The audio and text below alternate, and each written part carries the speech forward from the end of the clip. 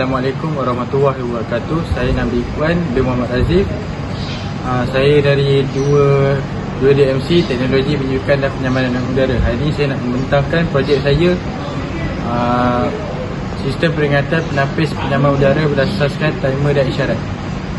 Antara masalah yang dialami selalu penapis aircon yang kotor akan menyebabkan penyukan kurang berkesan dan penggunaan elektrik yang meningkat.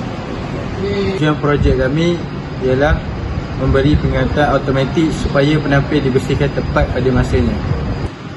Cara sistem ini berfungsi ialah sistem ini mengira masa penggunaan. Apabila masa cukup atau habuk tinggi, buzzer akan berbunyi dan LED akan menyala.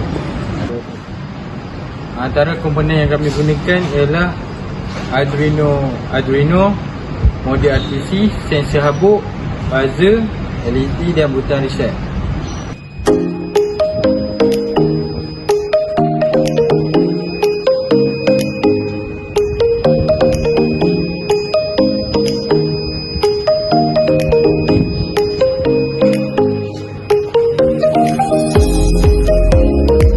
Kesimpulannya, projek ini membantu menjimatkan tenaga dan memudahkan penyelenggaraan filter aircon. Sekian daripada kami. Terima kasih.